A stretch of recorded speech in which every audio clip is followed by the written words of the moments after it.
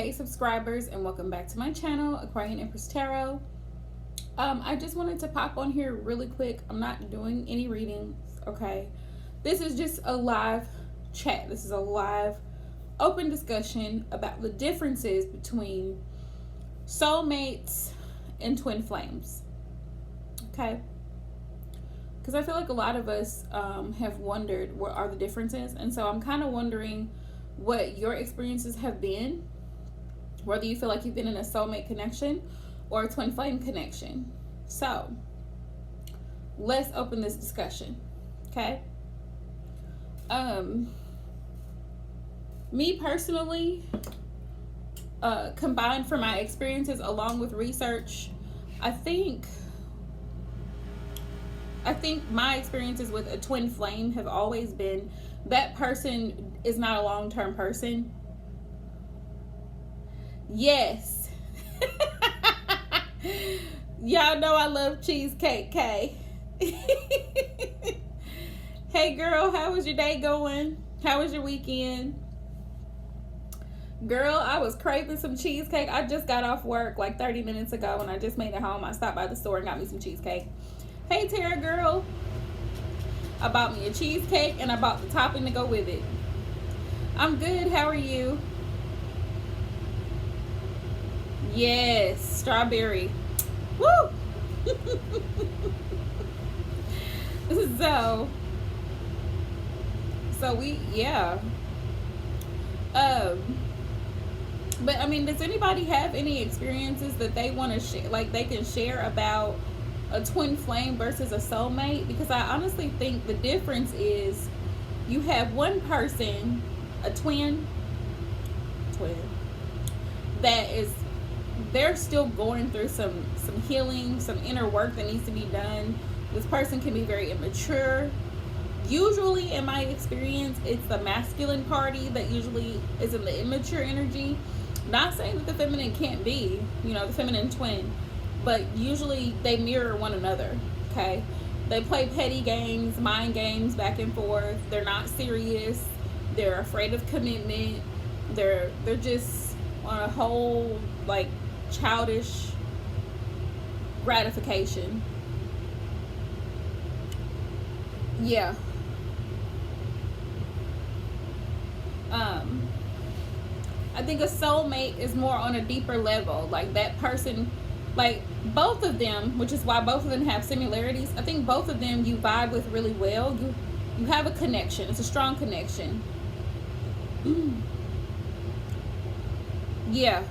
But a soulmate, I feel like they're on a deeper level. Like could have been even a past life type of connection with this person. And you two just really get each other. Like it clicks.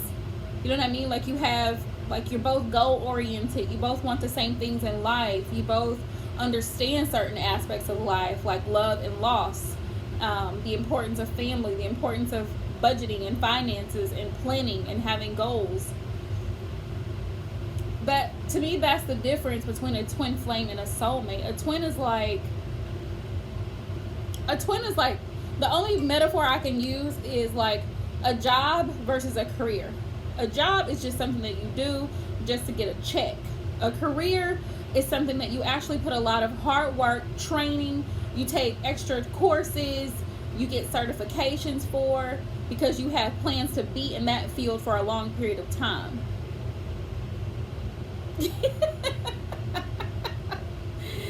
I know, Kay. I know. But that's just that is my perception of the difference between the two. I get a lot of people asking me that, and honestly, a real cut and dry, black and white answer is not. You can't have one because it's so, like, they're really close, like they're really similar. But the difference is a soulmate is on a deeper level. It's a deeper it's a more mature individual, and that person usually is on your level. Like this person can match your level. That's how I see a soulmate. You guys can have deep discussions about things and it's not going to turn ugly. You know what I mean? With a soulmate. Because with a twin flame, y'all will get into it. This person storms out of the room. They block you. Whatever the case may be. Because they couldn't have a mature adult conversation about something. But it's different. Hey, Braylon J. How are you, love? I feel like it's different with a twin. Yeah, a twin I think can become a twin can become a soulmate. No, love, you do not have to moderate. This is just a live chat. We're just having a discussion. Um, right now, we're just talking about the difference between soulmates and twin flames. Yeah. Because you have so many similarities. A lot of times, twins are not together in this life, in the 3D. They're usually not. They usually help one another in the 5D. Yeah. Um, I've heard other readers say that you can have more than one twin. I don't find that to be the case, honestly, in my experience. Yeah, that's what it feels like. Like twins are there to help you grow as a person. You guys aren't meant to be together, but like in the physical sense. No, love. This is just a live random chat. Yeah, I agree. Okay, I agree. But usually twins mirror one another. So usually the lesson that twin is learning, like usually what you don't like about your twin, like this person seems to be selfish, it's a reflection of your own selfishness because you don't like it, and it's something that you need to work out, and the twin helps you to see it, which is why you mirror each other.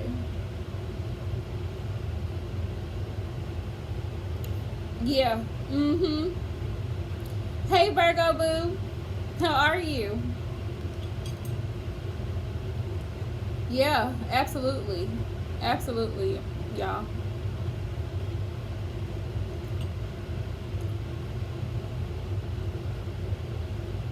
They usually do.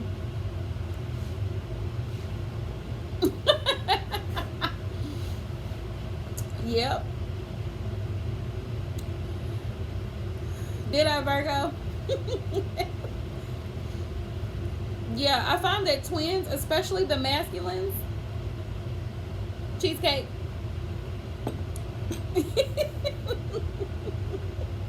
Right. Usually I found that especially the masculine twin, usually he struggles the most because he's in such an immature state of being when you two do come together. But it's like the chemistry is off the charts, but then that attitude though, it's like skirt. The attitude, bruh, the attitude. We can't. But it's because they haven't matured and they don't understand the the seriousness of the connection. They don't really understand what the connection is about. So they play games. Mm-hmm. Virgo, it is. It is so good. Hey, Ruby. How are you, love? Yeah. And I think that's another important part of the journey. Like, so many people, which is why if you notice and you're one of my like ride or die subscribers or viewers to my channel, good, Virgo. How was your weekend, love? How was the baby? I'm good, Ruby. Thank you. I don't really focus on the twin flame journey because to me it's just not that it's not that serious. Like at this point in life, you need to focus on your own growth, your own well-being. Not so much about another person, because if you focus on the other person, it's just like a dog chasing his tail. You keep going in a damn circle trying to chase people. Oh, well, you're supposed to overeat, Virgo. I'm glad the babies are good. I don't know why I keep forgetting there's more than one.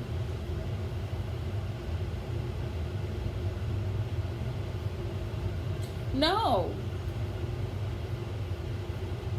Yes. This is why I tell feminine, stop chasing after the masculines. Look, let me tell y'all something. Masculines will be all right, okay? Dudes know how to survive with or without you. Right, Virgo. Yes, and to heal the shadows, Kay, you're exactly right. There's things like, we all have insecurities, both feminine and masculine energies. So whatever those things are about yourself, you have to work them out. You gotta work them out. Walk it out. Walk it out. That's what the shadow side helps you to do. See the things about yourself that you're insecure about, your fears, your triggers, inner childhood issues, abandonment issues, rejection issues, those type of things, and work them out. It's kind of like the people who are highly insecure, they usually battle depression and whatnot because they're so focused on the negative that they can't see the positive things about themselves. That's my goal, is to help inspire people to see the positive.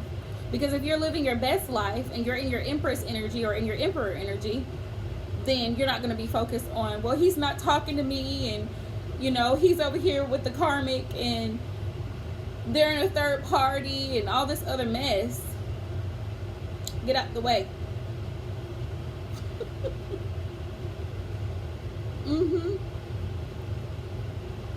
Oh yeah, twins definitely. I'll share with y'all, like, when I told y'all about the guy that I dated, he was just an ass. Like, yeah, Virgo, he had ghosted me, and I right, exactly, Kay. He had ghosted me. Mind you, I would travel every other weekend to see this guy, like 2.5 hour drive, okay? He ghosted me. That was a lesson for me. It was such an eye-opener. I think that was around the time I had started watching tarot, and I really was able to see things about myself that I didn't notice before. Like my insecurity, feeling like I needed validation from a man, like a relationship to validate me. And I'm a whole grown-ass woman by myself. Like, I don't need a man for validation to make me to help me to see my worth, to help me to see my value.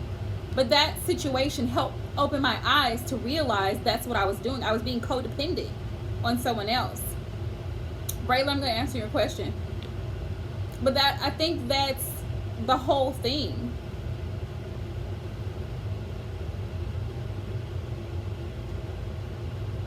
Gracias, Jose. Hola. ¿Cómo va tu noche? Sí, yo hablo español un poquito.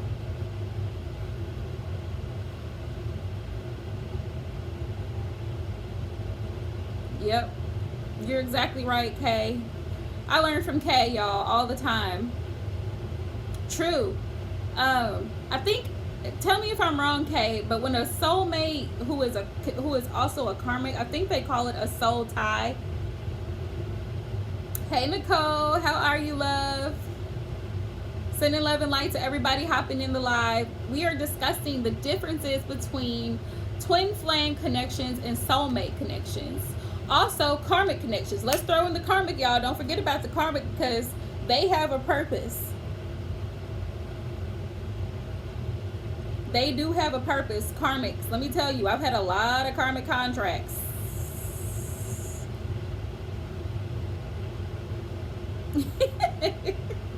Yeah.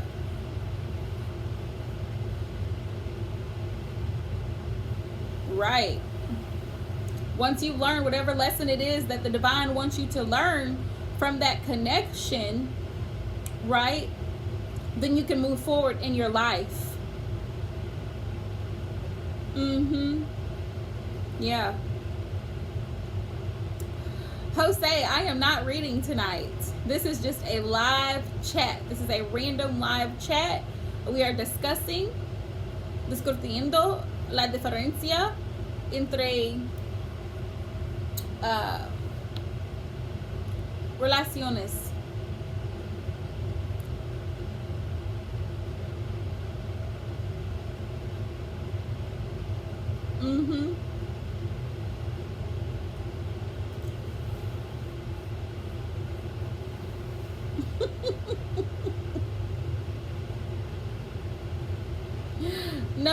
You're fine, Jose. Thank you. We're just talking about the difference between soulmates, karmics, and twin flames. If you have anything you'd like to add to the conversation or share in the chat, drop it. Drop it in the messages below. We would love to hear your take on the topic. Honestly, I think so too, Kay. When you stop to think of it, because there's good karma, there's bad karma. Justice in a karmic situation. I think so, because it's like what you put out is what you get back, whether it's good or bad. So yeah, I think it could be either way.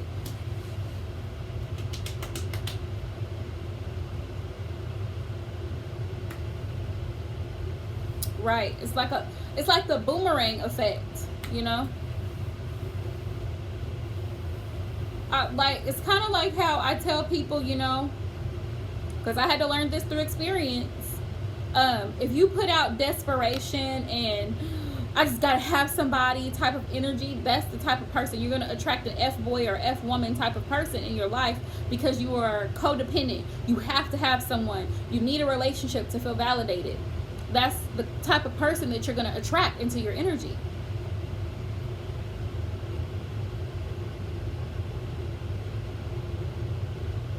Yep, you're right, Virgo.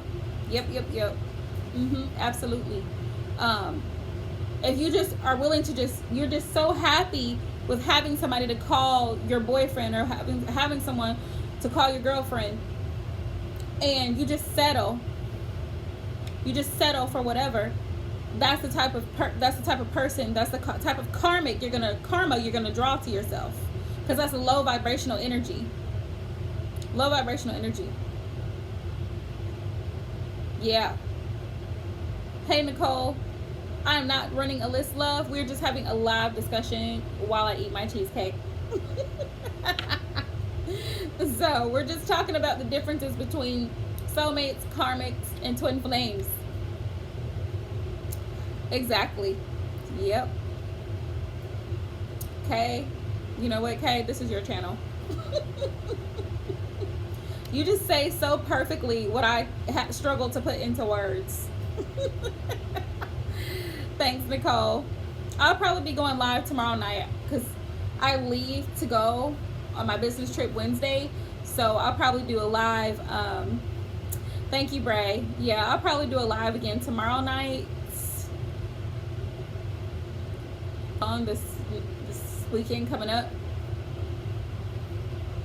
And then we'll hop back in for March. We'll get into it. But yeah.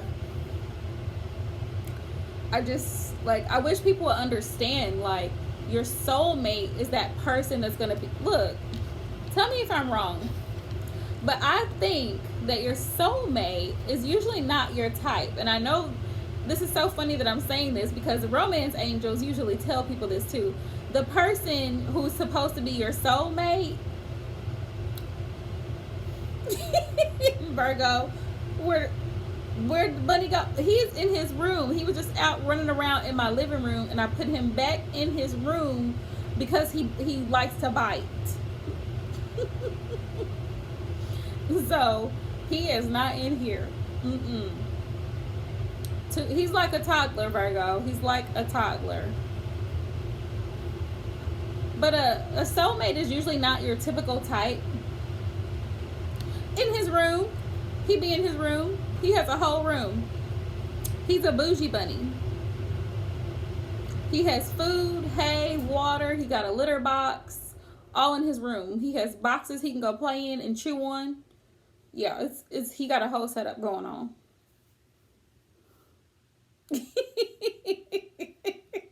Yeah, he licks. Braylon, he licks. My bunny licks. He drinks water. He is. He's a bougie bunny. He is spoiled. He's my baby. I was holding him for just a few minutes ago before I went live, and I was giving him hugs. And he's looking at me like, please, put me down. But he's just so fluffy. Like, he's so soft and so fluffy. And he smelled like Dove.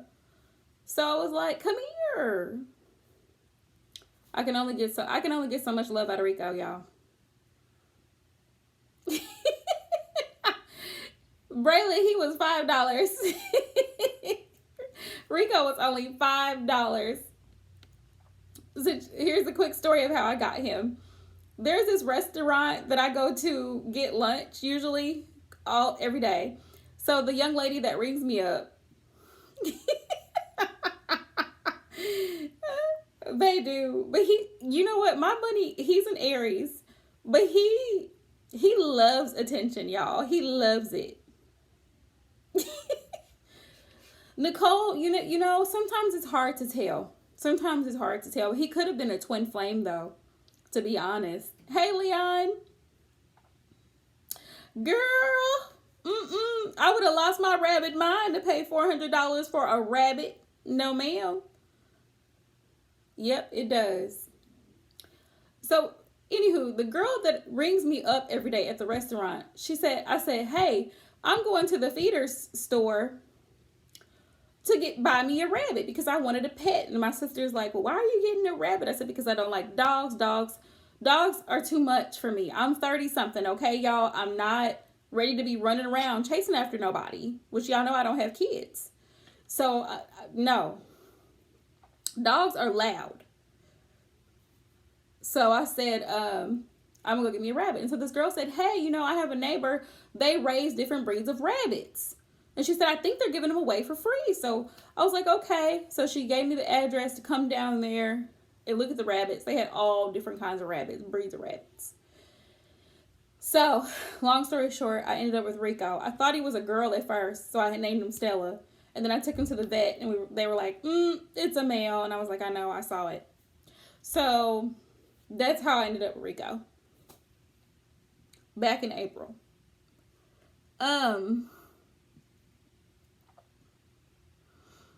Especially, I'm reading y'all's messages.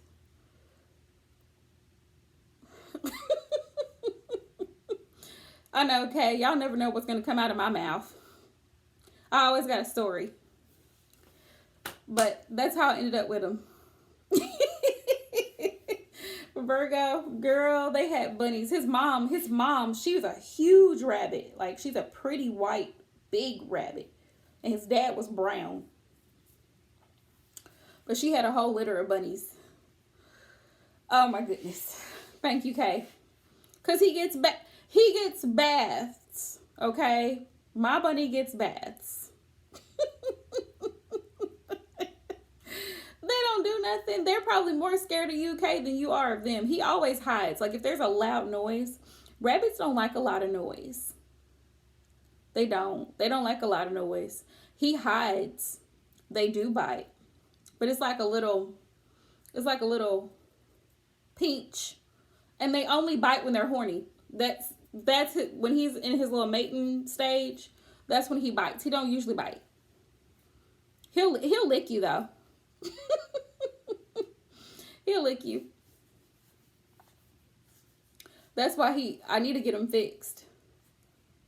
Yep. I know, it's a mess. But Nicole, to answer your question, Kay can explain this. So I love the way she explains the difference between soulmate and twin flame. I always say that twins come in your life for a reason. They come in for a season. Twins, reasons and seasons, lessons and blessings. Soulmates, I feel like they're your life person, the person that you're meant to be with for the duration of the physical life, because that person is just on your level. In every way, that person is on your level. For some reason, you guys can communicate well. Not to say that you won't have conflict. I'm not saying that at all. But your soulmate, that person's going to stick with you. They're going to stick with you through thick and thin. Okay? Because this person has done their inner work. They've healed. They've matured. And they're ready to move forward in life. Twins are for a season. They're in and they're out. I see twins like kind of like the Knight of Wands type of energy. they kind of come in and they kind of come out. Like that chemistry is like so, you know. But what did I do for Valentine's Day? I ended up staying at work late, Virgo. And I didn't I didn't do anything really. I had to take a check to somebody. Yeah, they don't stay long. Yeah, twins don't stay long. That's why I say you usually are not with your twin in this life. It's usually a soulmate. You know, that person that you usually marry or settle down with long term. You guys have a family. It's usually your soulmate. Your twin usually is a reflection of the things that you need to overcome in your life to make yourself a better person. Karmics are fun. They're a lot of fun, but they're also a lot of hell because they're just the same. To me, they're the same as a twin.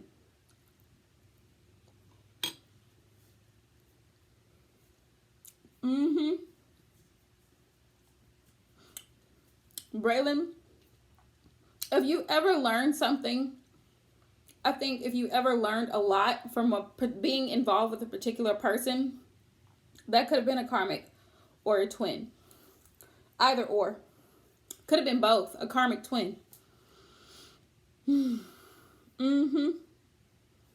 think once you're both spiritually mature and evolved, that's the soulmate connection. And that's beautiful. Because you both are on the same level. You both have the same type of energy, the same type of expectations, the same type of goals. Spiritually, collectively, together. Virgo, I can't with you no more. Oh, Virgo, she always a hot mess. And Virgo, wait a minute. And no twins, huh, Virgo?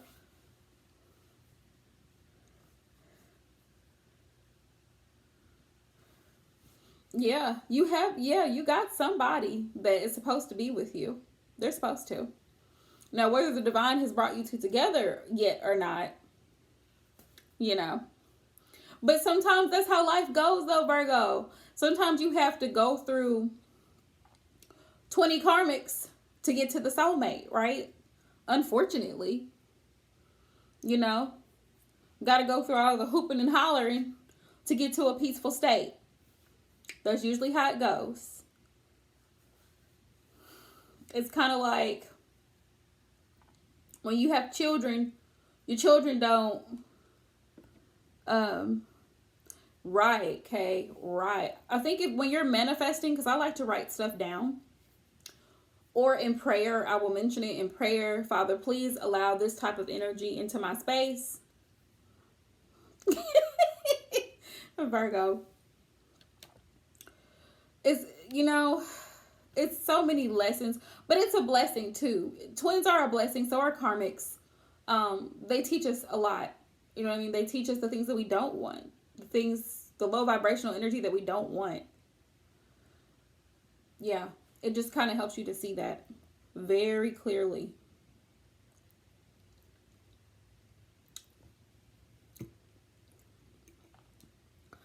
It's kind of like that song Ariana Grande, Thank You Next.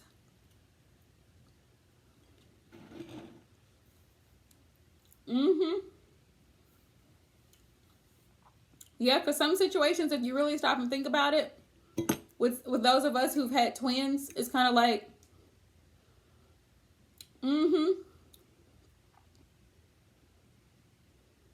Hey, Maricela. It's like, I'm so grateful for my ex because this cheesecake, Virgo. What happened, Maricela? Give us the tea, girl. Yeah.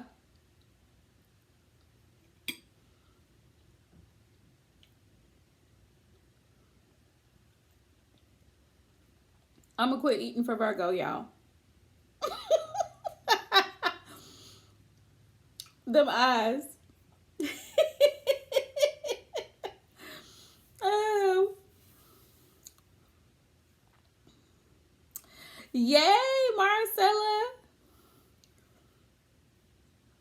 That is awesome. That is wonderful. Yay. Keep us posted. I definitely want to know how that goes. Virgo. Virgo, if I could like text you a cheesecake, I would. Like if that was available. Like if emojis were edible.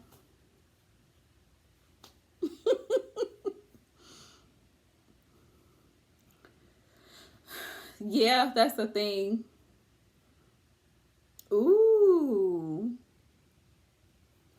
Right.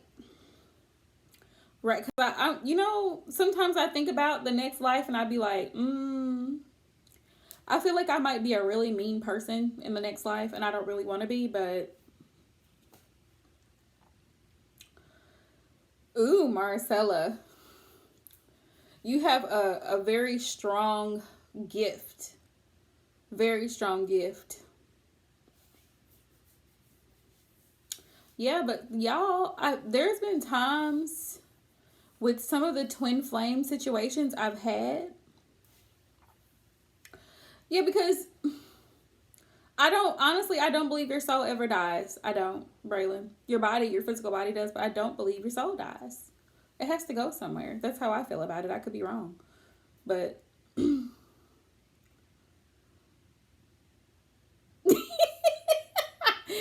Virgo.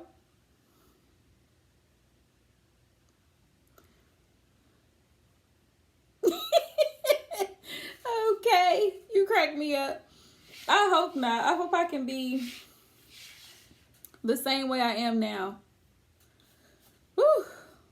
What's the question, Bray? What's the question?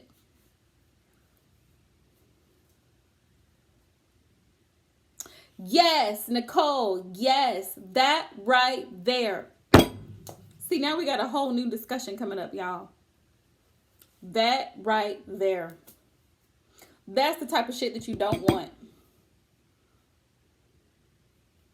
No, she hadn't hopped back in. Mm-hmm. Do I think about sometimes, Braylon, I think, I hope that this situation worked out for this person. I hope this person is safe. I hope this person did this because I get emails and people asking, requesting personal readings about their situations. And I'm thinking some things are just common sense. You know what I mean? Like you don't need the tarot to answer this question. Some things you just need to go to a doctor to find out what's wrong with you. But as far as relationship issues, it's so many of them that no, I don't think about them. Unless it's a really heavy, sad type of situation or a heavy energy that I got from that reading, I don't typically think about them. There was one person that I was thinking about, and I was like, I was almost manifesting an outcome for them. Like, I hope if she does this, that this is going to work out. And, this situation is going to be better. Because the way my mind works, when somebody comes to me with a problem, per se, a question, I'm already thinking of a solution. Like, how can this be resolved peacefully where all parties are just like, cool, But typically, Braylon, I don't. There's too many people, too many different situations. And it's usually regarding love.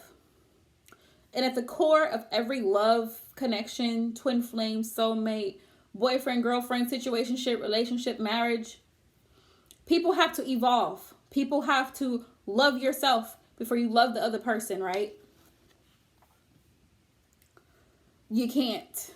You can't. You're right, Virgo. You can't. So, the best thing, like when I watch the news in the morning, I guess because of the gift of intuition I've been blessed with, I'm more cautious. Mm-hmm.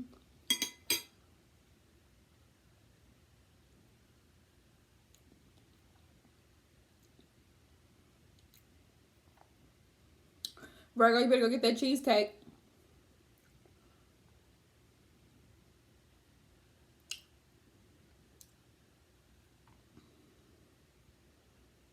Oh yeah, definitely, Marcella, definitely. And you can't. The person has to want to help themselves. That's like in what I do every day for my job, helping people with employment. We have a policy where if a person is a no call, no show, or they walk off a job, we're not obligated to place this person on another job assignment for at least 2 to 3 years. People try me, okay? Braylon. Braylon, I actually think you have a strong connection to how people feel. I feel like you're an empath and you pick up people's emotions very well. That's probably why you think about it because you're a Cancer. Okay, Cancers are very sensitive to other people's feelings. My coworker is a Cancer, and she's very excellent at that. She can pick up a vibe without anyone saying anything. But I'm an air sign, so it's just kind of cut and dry a lot of times. I can feel, because my moon is in Scorpio. I can feel and I can be sensitive, but I can also cut it off really quickly. But yeah, it's like people will come in, and I have all kinds of people applying for jobs all the time, right off the street. Right off the street. Some of these people are on drugs. Some of these people don't have custody of their children. Some of these people lack certain skills, certain life skills, certain basic skills such as reading, writing, arithmetic skills to be placed on a job. And it's difficult. And some people have every excuse as to why they can't be at work. I don't have a ride. My cousin won't come pick me up. I'm staying over here at a halfway house.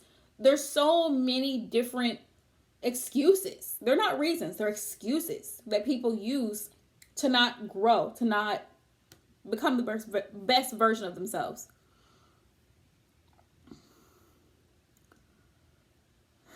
That's great, Braylon. That's great. But yeah, it's like I'm only going to help you. And I tell people this when I interview them for a position, and I say, you know what? Here's the thing. If you really want this job, you're going to have to show me that you want this job. Show me. It's the same way with masculines, right? Because you know how much we love our masculines. If you really want this relationship, prove it. Why should I hire you? Why should I hire you today? Are you qualified? Why should I give you this job and there's 30 other people putting in applications and submitting resumes? Tell me why you are best fit for this job. Because I can call somebody else.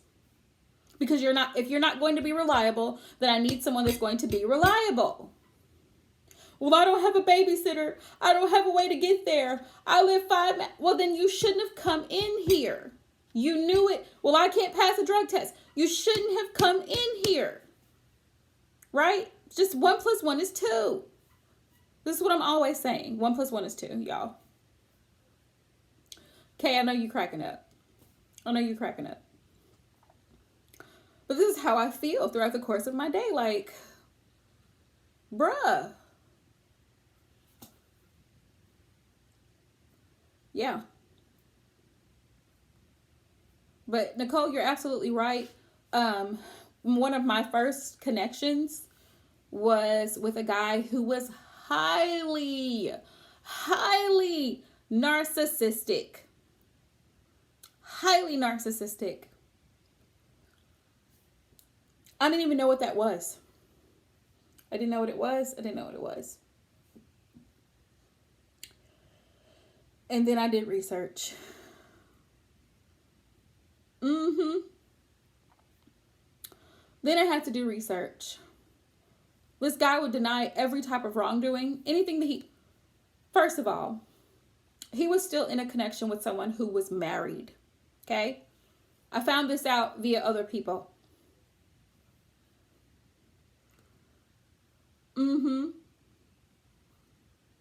Yep. It's not. Yeah. Agreed, Kay. But I found this out from other people.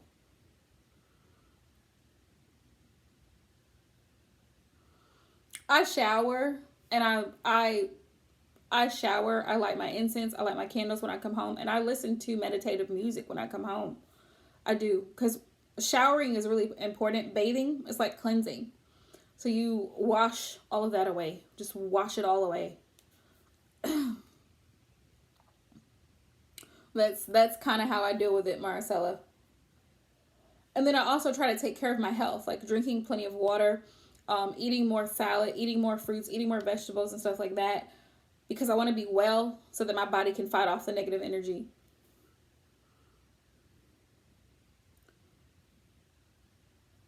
Yeah, narcissists are, how to explain a narcissist? They're like a child in an adult body. That's what they are. They're they're they're 5 in a 50-year-old body, or they're 3 in a 30-year-old body. Because they live like in a la la land, in a fairy tale world. A narcissist lives in a fairy tale world. No, they never, ever, ever do anything wrong. You are the problem. I'm the problem. Everyone else is the problem, which is why it's actually considered a mental illness. It is NPD, NPD, narcissistic personality disorder. And, you know, they gaslight you. They emotionally manipulate you. Yeah, everything's always your fault. Well, I cursed you. I threw a hot plate at you because you said something stupid to me. I've literally had a narcissist say some dumb crap like that to me. Well, I threw the knife at you because you shouldn't have said that to me. This is why. This is why I almost murdered you. Okay? So you should just be okay with that. Because it wasn't my fault. No, it's deeper than self-absorption, love. Exactly, Kay. They really are. And they suffer from a damaged ego. Very fragile ego. Very fragile.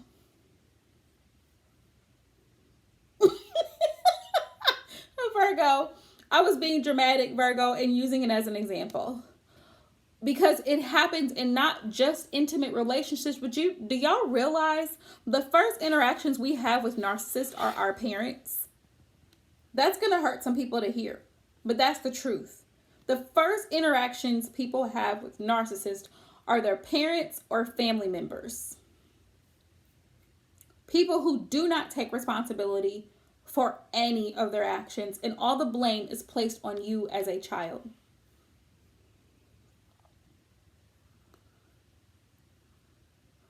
Absolutely, Nicole. And you know what? I am so proud of you for getting out of that connection, because it's hard when you're dealing with a narcissist. And I know, because I've been there. And I'm still overcoming it. You're afraid. You're afraid to upset them. You're walking on eggshells. You never know what's going to happen next. You never know what's going to happen next. They can fly off the handle, and you're just supposed to deal with it because that's your husband, or that's your father, or that's your mother, or that's your sister. Because that's how they operate if they don't get their way. Yep, Kay, you are exactly right. No matter what, they're the queen or the king of the castle. Yeah, absolutely.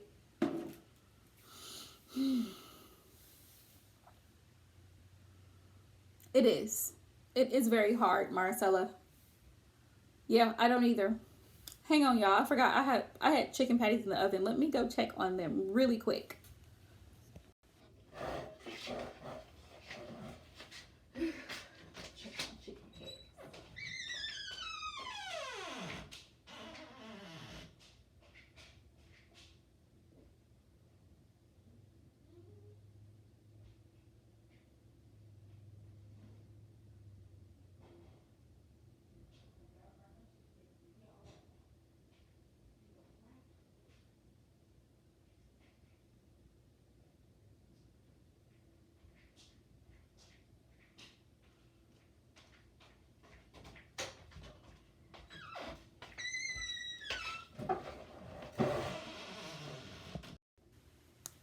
Okay, y'all, I'm back. The chicken patties were fine.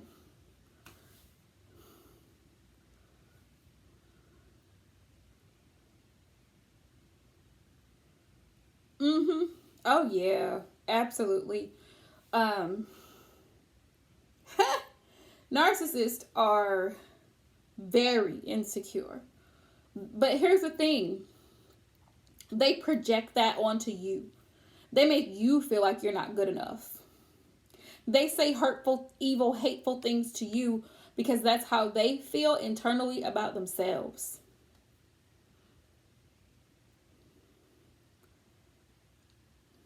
Mm-hmm. Exactly, Kay. Because children are so innocent and they're so pure, which is what makes children so beautiful. Children are loving regardless. You love your parents when you're a child, no matter what they do, no matter what they say. Like you can spank a 2-year old, and that 2-year old will come back and hug you on the neck 5 minutes later because they've forgotten about it. And that's what people don't realize. Children are so they're so vulnerable, and they don't, you know what I mean? Like they don't understand when someone is doing something malicious towards them. They don't. Mm-hmm. Yeah. But it's definitely not a connection that you want to be in. Definitely. Yep.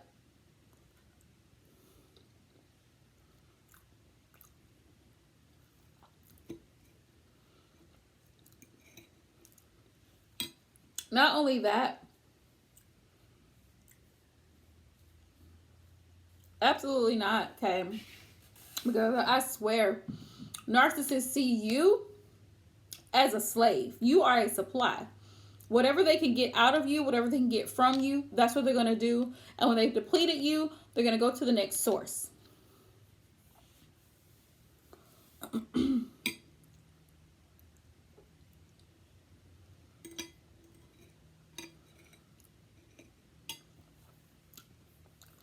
Mm-hmm. Yep. It's called a narcissistic discard. When they're done with you, then it's get out of my face. I don't want anything to do with you until they realize, let's say they discard you and you're not contacting them, and all of a sudden do you want to come over to the house? I got this thing and I thought you might be able to use it. Guess what? They need you for something.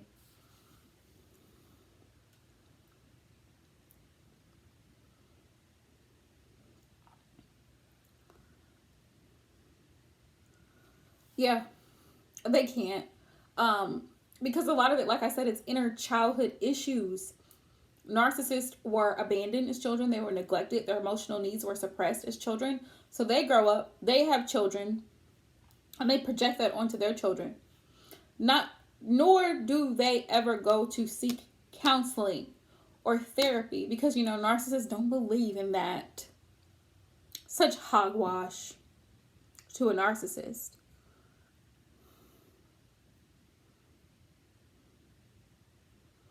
Braylon, the best advice I can give you for dealing with a narc is no contact.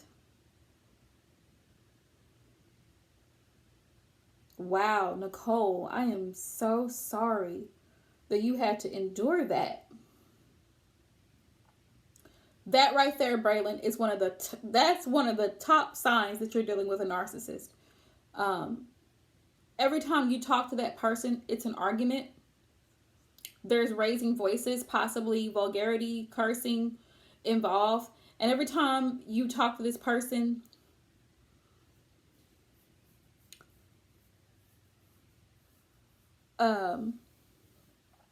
sometimes you do, Nicole. And if you feel that you need to do that, love, then please do, because it takes time to heal from something like that. Definitely send the love and light your way. The best thing you can ever do is to cut them off before they cut you off, because they call it a Hoover. They will be back because the narcissist never really actually discards you.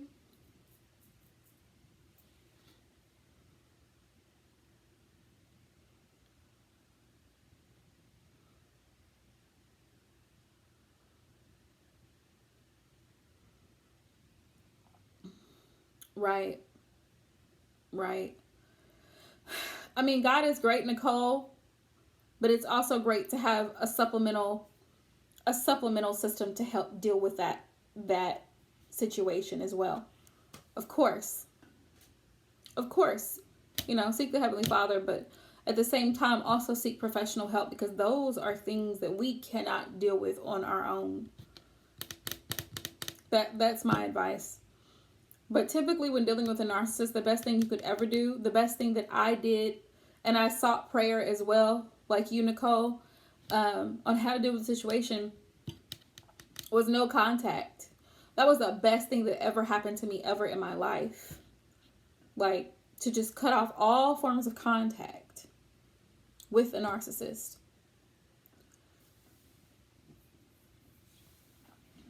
It's harder when it's a family member, like a sibling or your parent, because there's times, absolutely, detox.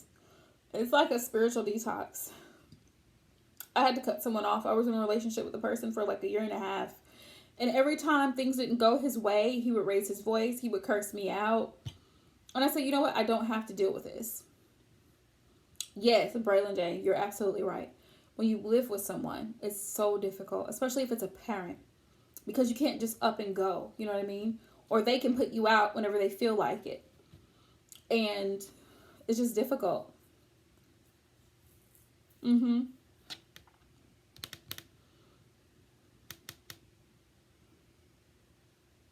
Yes, beautiful. Beautiful, Marcella. I am so proud of you for it. Anybody who's had to deal with a narcissist and they have made it out of that situation, you are going to be blessed. You're going to be blessed, because it's difficult. It's so difficult. It's very difficult. That's good, Nicole. You definitely need to surround yourself with nothing but love and positive energy. Anybody that you have to fight to have a simple conversation with, which is, this happens with narcissists. They're raising their voice and they're trying to push your buttons, and like they're yelling and screaming and all this stuff. Block them. Delete and block. Block, delete.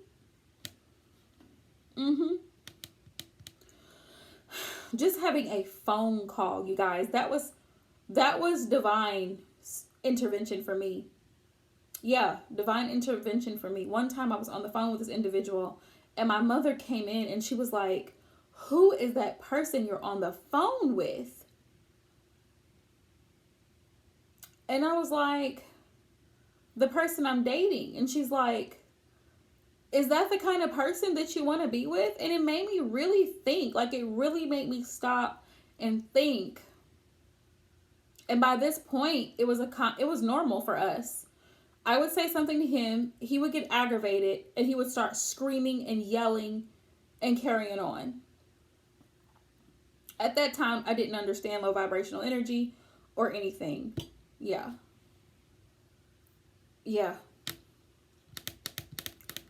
But it was at that point is when I started to realize that you cannot have a successful connection with a narcissist.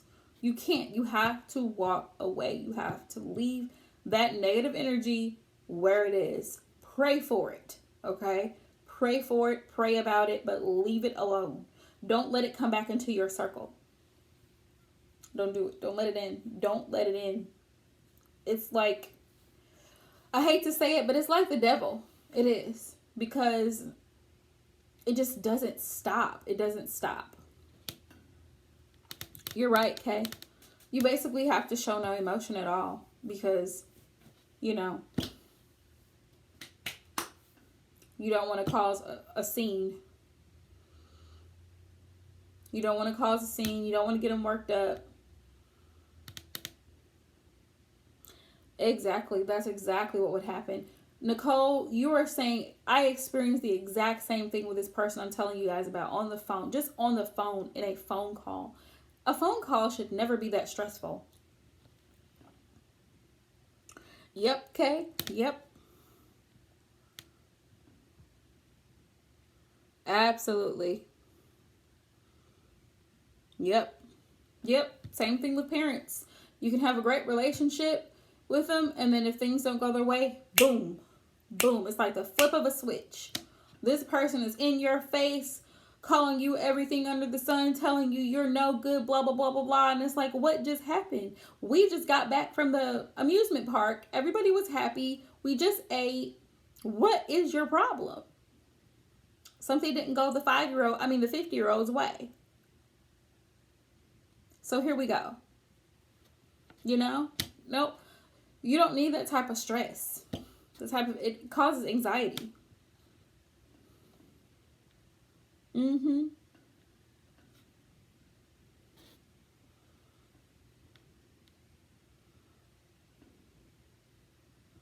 Mm-hmm. Oh yeah. Mm-hmm.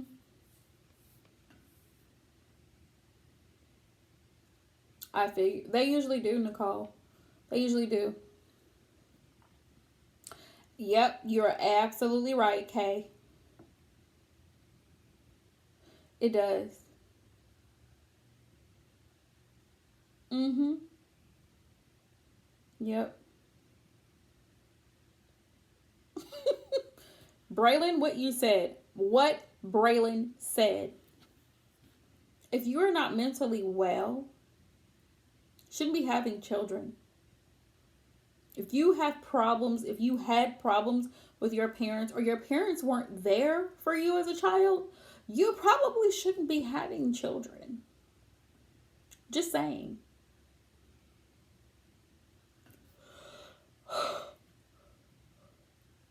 What it happens to people all the time.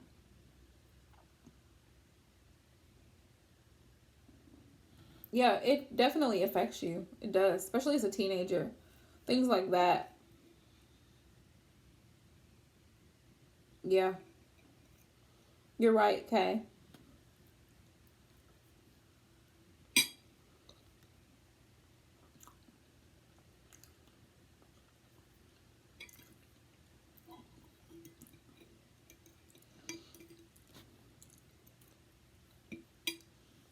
You know, I used to wonder why, because it's happened in my family. I used to wonder why women stayed in abusive, like physically abusive relationships. But it's pretty much the same as dealing with a narcissist.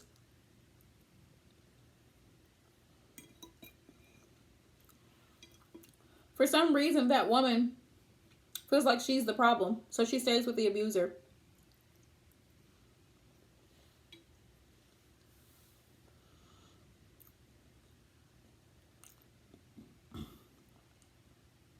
Mm-hmm. Oh, yeah, absolutely. And usually everything that they accuse you of is the exact thing that they are doing to you. You're so hateful. You're so disrespectful. You're so selfish.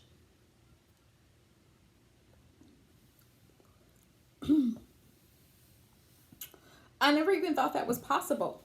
I never even thought such a thing was possible, to be jealous of your child. But it's possible. It's very possible. It happens. I did not even know that that was possible for a parent to be jealous of their child. But it's real. It happens. That's what they call projecting, when they're shouting out all these profanities. They're accusing you, oh, you're two-faced, you're fake, you're a liar, blah, blah, blah. That's all the stuff that they do. And so, like Kay said, you just look at them like, okay, all right, I'm out of here. Peace.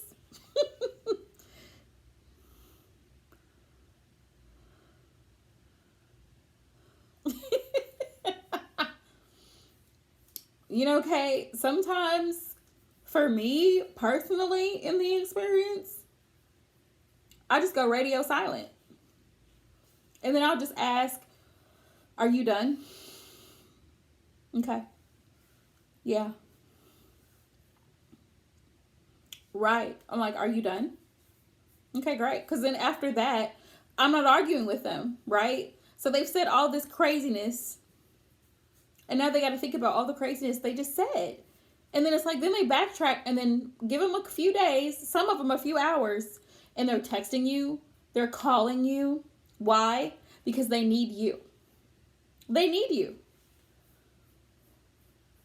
They actually need you.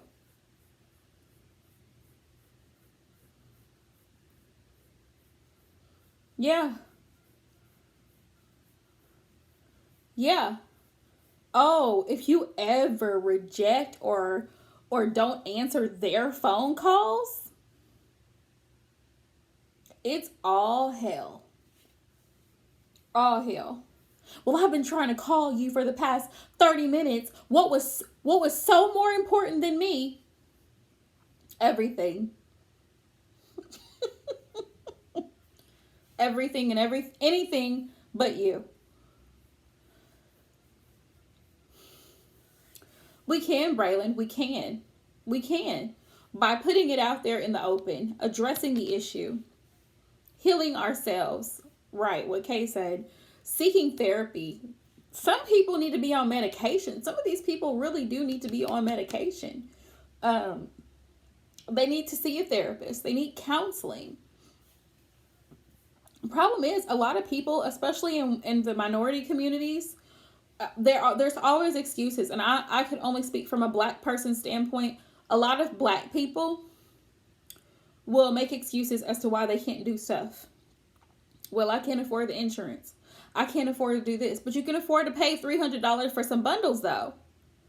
Or $40 here and there to get your nails done. But you can't afford to pay for a $50 session with a therapist. Just saying. Just saying. You paid $100 for some damn Nikes, but you can't pay $100 to go get medication.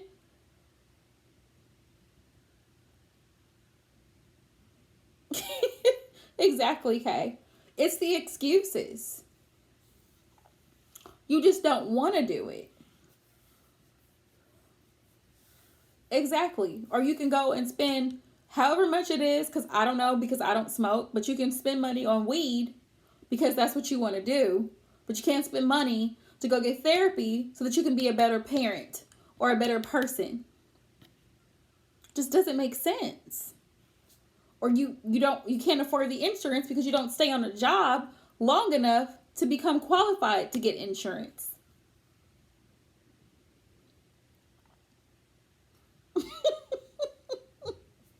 Yeah, okay, you're right. That's beautiful, Maricela. I truly believe you are going to be such a great blessing to a lot of people in that field. Really, really and truly, okay? Really and truly. Yeah, a lot of people are in denial. A lot of people. It's a cultural thing. It's a cultural thing. Um, a lot of black people end up being raised by their grandmothers, not their mothers, but their grandmothers or aunts and uncles, you know? And these are the cycles we're talking about, like Braylon was saying. These are the cycles that have to be broken. Why? Because she ended up pregnant at 14, 15 years old, not ready to have children, right? So she's an unfit parent anyway. But besides that, no one's stopping this cycle. It continues on. The same type of behavior continues on. Yeah, that too. That too. Very heavy. And everybody wants to act like it's just normal. Yeah. Well, yeah, like,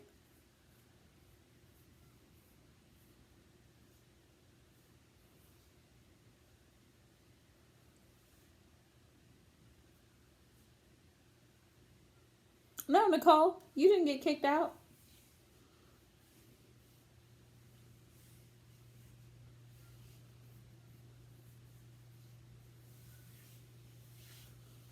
Wow. I dealt with a twin like that too, where he had anxiety really bad and depression.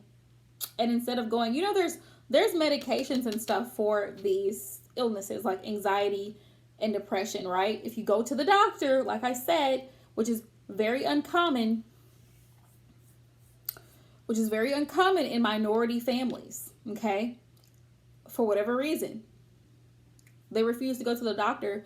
Well, you know what? Let me go get some weed from this dude, and I'll smoke it, and it's supposed to help me with my anxiety. you're not being diagnosed.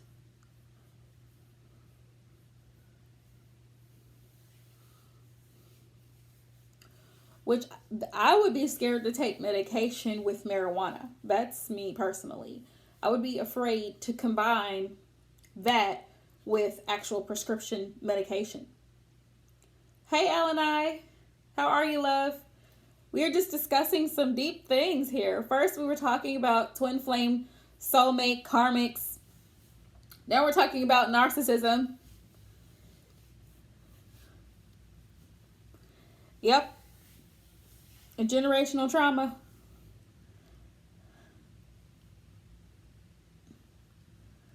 Great. Doing great. Thank you, love. Yeah, it's passed down. Generational curses, which is why we have literally generational curses. Children are being born with all kinds of deformities and mental illnesses because parents don't take their responsibilities seriously, and they make excuses. Yeah, people make excuses, like I was saying, with the people that come in, looking for employment. Oh, well, I don't have a ride. I can't find a babysitter. There's always an excuse to not do what you should be doing. It's like, I know I should drink more water, but I'm going to give you an excuse as to why I didn't drink it today. No, ma'am. My kidneys can't handle the excuse. My kidneys need the water, Yeah.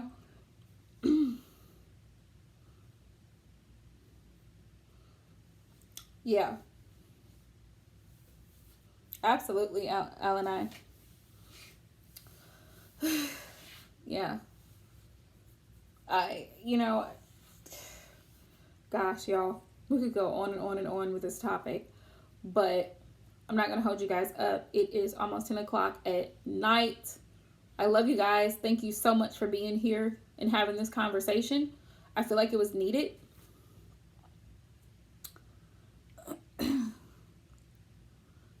Yeah, being aware and making the change are two different things. Being aware and making a change are two different things. Okay? I mean, if you know that you should do better, then do better. Like, you know what I mean? 1 + 1 is 2. I'm always saying this. My coworker cracks up. She hears me saying this all day.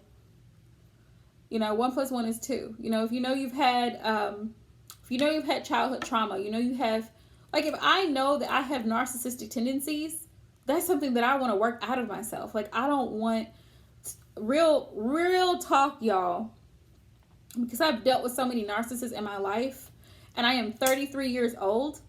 I want to be a mom, but I'm so scared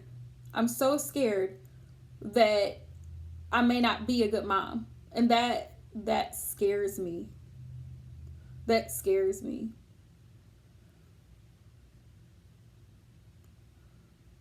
Right, Kay, you're absolutely right. But that's one thing that terrifies me about when hopefully, if I have the blessing of becoming a mom, that I give my child my all, and I don't hurt them in the way that I've been hurt. So that's my prayer. I don't want to be that person that sees my child as my slave. Hey, Mystic Dreamer. That sees my child as, I don't know, you just do what I say, and you don't question anything I say type of thing. I don't either, Kay. I don't.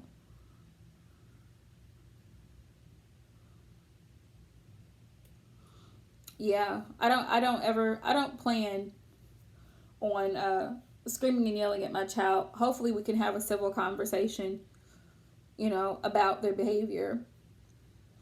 I just feel like you have to be, which I think because I'm older, my child would probably be treated more older. Like, I'm not going to baby them. Right, exactly. All this, it's so funny growing up.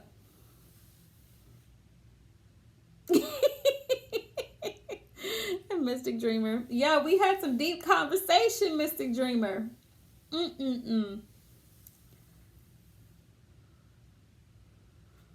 Like, yeah, Braylon, I really do. I think a lot about it, and I think, like, if I do make a mistake and I yell at my child, I'm not better. I'm not the type of person that's not going to be like, oh, well, I just did it. No, I'm going to be like, I'm sorry. I shouldn't have yelled at you. I should not have yelled at you. I should not have spoken to you that way, and I'm sorry. Because I just don't, I want to have a good relationship with them, I don't want my child to be scared to come and talk to me about something because they're afraid of my reaction. They're afraid of what I'm going to say. Right. Or they're afraid that I'm going to be judgmental, because I don't agree with certain things.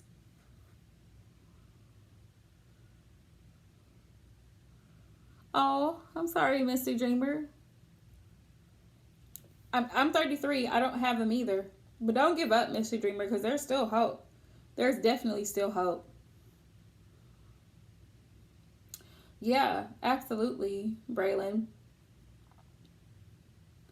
I just don't feel like, because sometimes, y'all, I get scared. I get scared for some kids because I'll be in the store, right? And the child will just, like do something that children do, like, I don't know, jumping in the basket. And the mom's like, sit your ass. And I'm like, why does she got to talk to him like that? Like, instead of just saying, honey, please stop jumping on the basket. She's got to be so aggressive about every little thing that they do. And I don't want to be that kind of parent.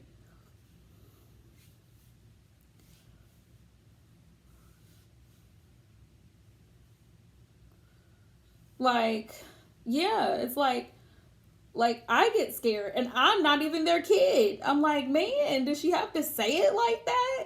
Like, little dude just got snatched. And I'm like, which I do know that boys will test you. Boys will test you. You too, Maricela.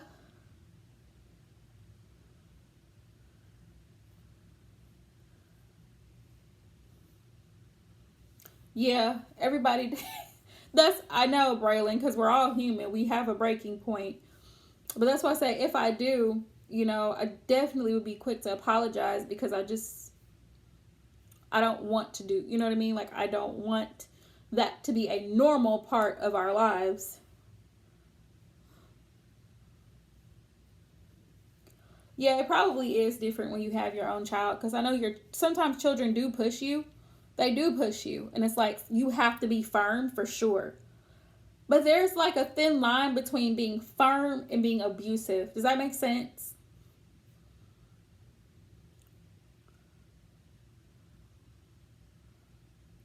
Right. It's like some people just do too much. They're too.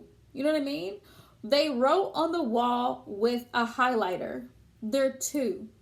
They don't understand. Right? When I was 2, my cousin was, no, when I was 3, my cousin was 2, and I remember this like it was yesterday, y'all. She was in a little, the strollers that only have them old strollers. It's like a 2-wheel stroller. And she was in there, and I pushed her down the stairs. Like, I pushed my cousin downstairs. But I was 2. I was 2. And everybody, all the grown-ups were coming. They were rushing around me. And my aunt was screaming and carrying on. And my mom just took me and she was like, listen, you can't do that. You can't push the stroller with your cousin in it. I remember that. I'm 33 years old. I was 3 when that happened. I remember it like it was yesterday. But I remember being so scared when I saw my aunt's face. Because, I get it. What I did could have been really deadly to my cousin because she was just a baby. Pushing her down the stairs in a stroller. But at the same time, I was a baby. So I didn't know. Babies don't know. So you have to teach them things.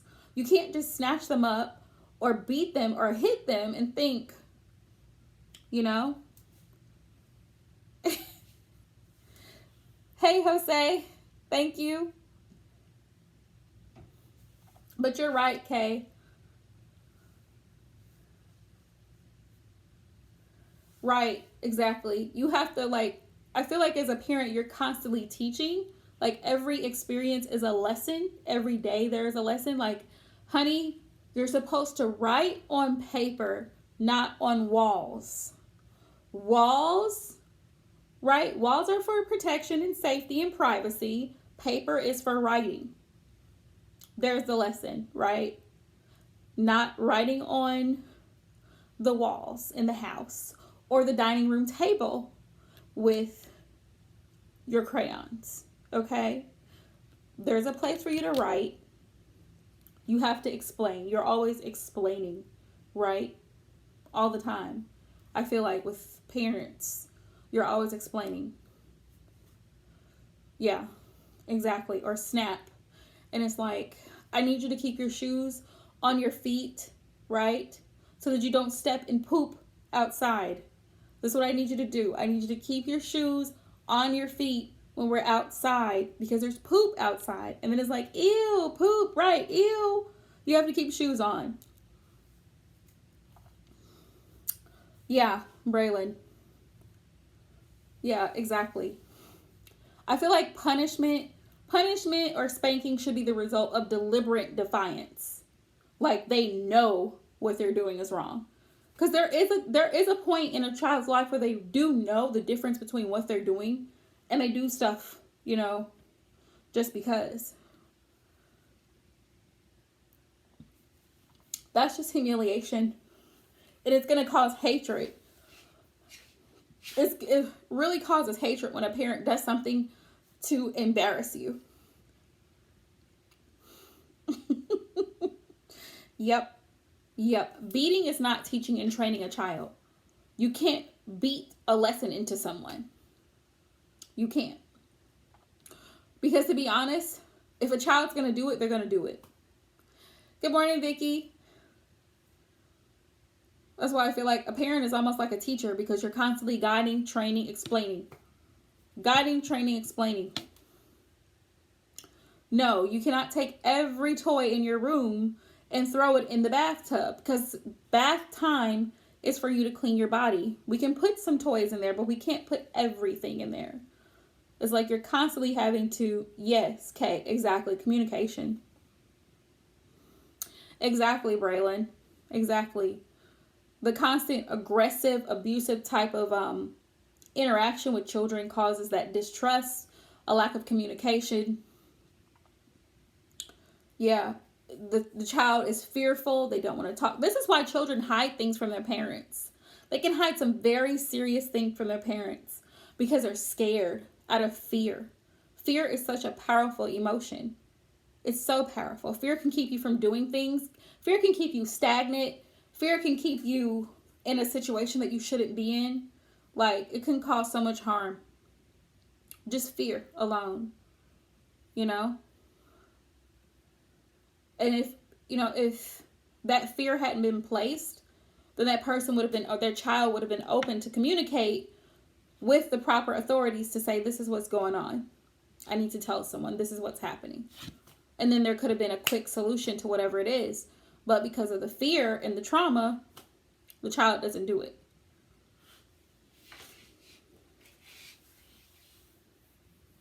So, yeah.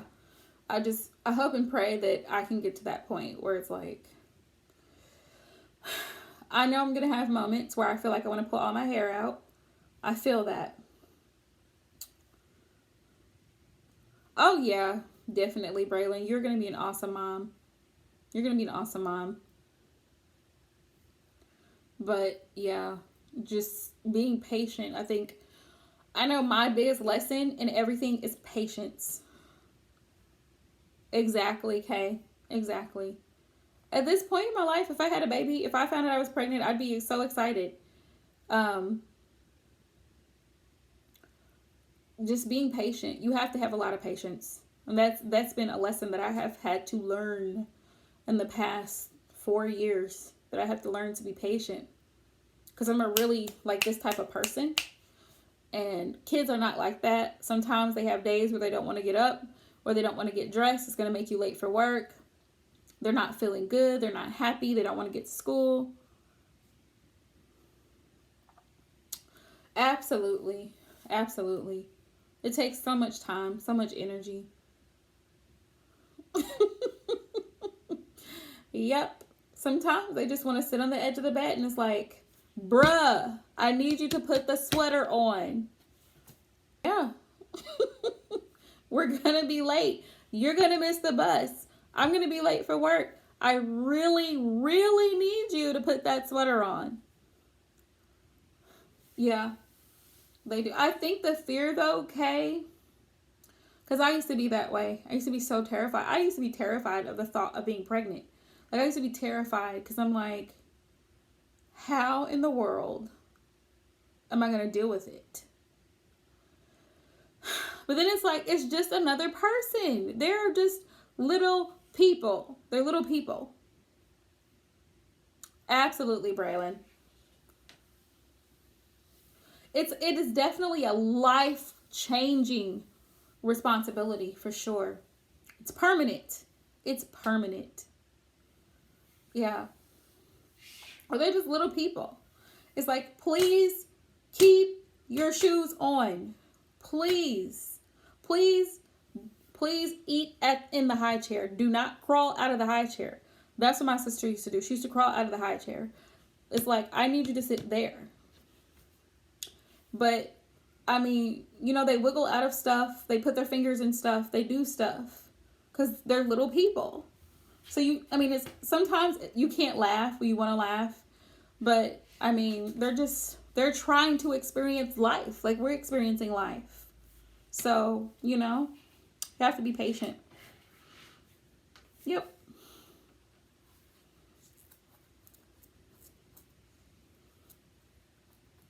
I mean, while you're in the process of trying to get coffee, get dressed, get your purse, you come into the room and a diaper bag is all over the floor. All the contents are upside down because that's what they do. All right, Braylon, love you. Get some rest.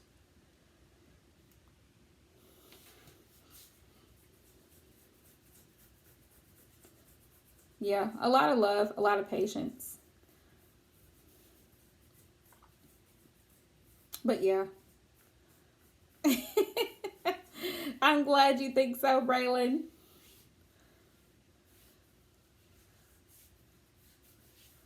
I know. It's sad. It's sad, but at least we know, at least we know what we want to do and how we want to be with our children. Yeah. And I'm not saying that spanking isn't necessary ever, but there's times for it. You know what I mean? There's a time for everything. And that time is not all the time. You know what I mean? It's not in the middle of the grocery store. It's just not. You don't want to embarrass. You want to teach.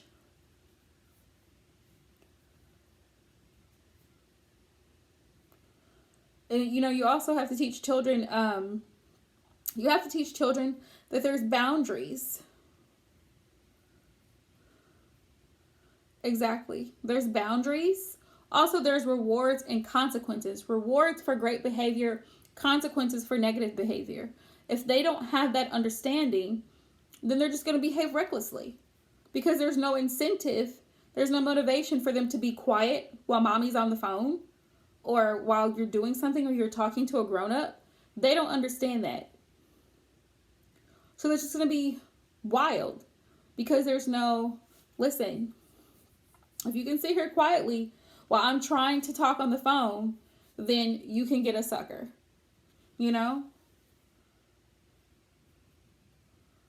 Yeah, I think so.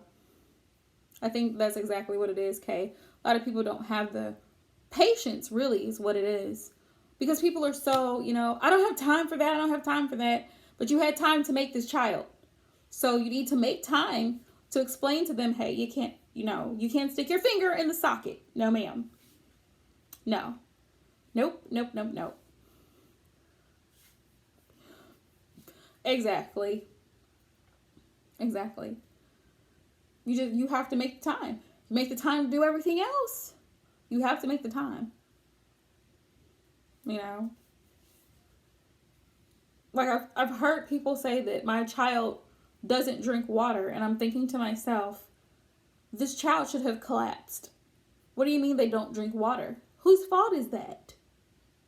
Or this child doesn't have teeth because they have silver caps on their teeth. They're not even 2 yet because only thing you've given them is soda, tea, and juice for the last 3 years of their whole 3 years of life. This child doesn't even know what water tastes like. How is that possible? Whose fault is that?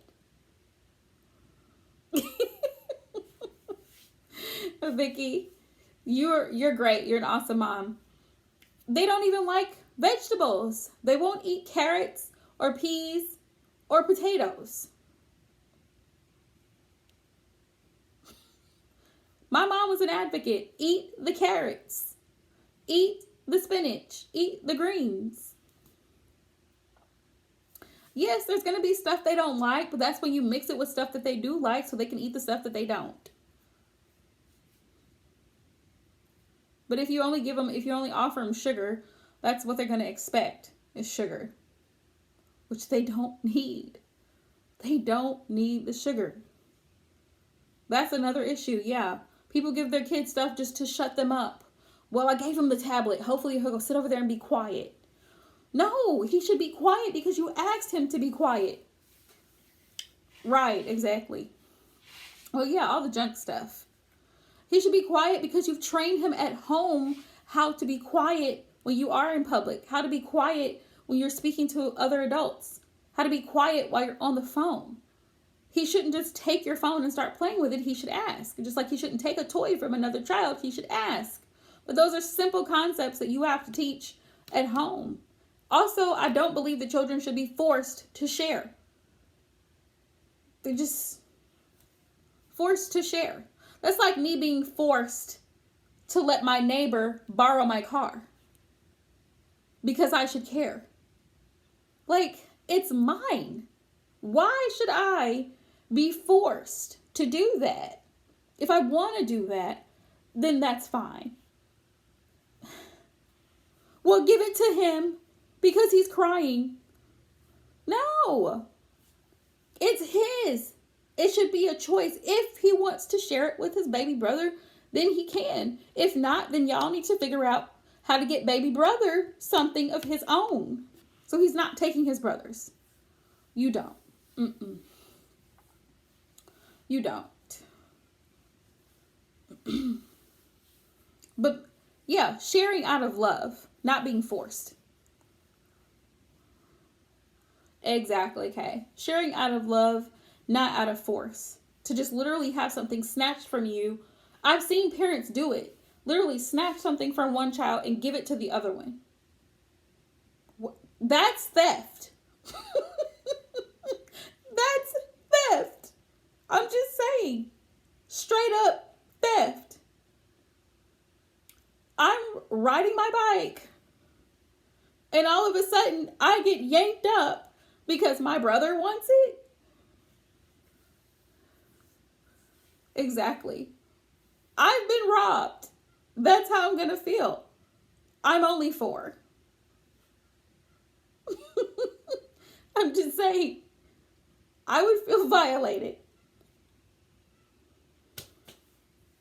But I don't think parents think of it like that. It's just like, well, your baby sister's crying for it. Just give it to her. No, it's not hers.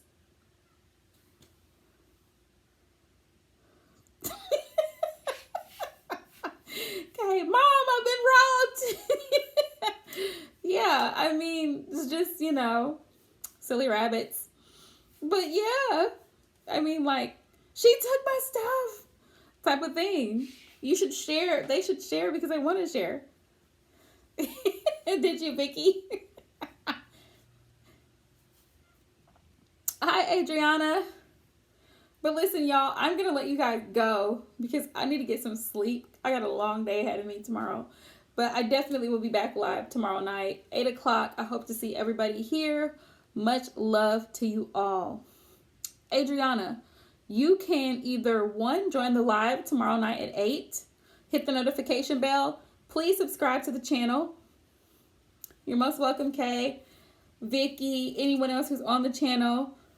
You can either join the live or you can email me at aquarianempresstarot@gmail.com for a personal reading, okay? All right. Good night, everybody.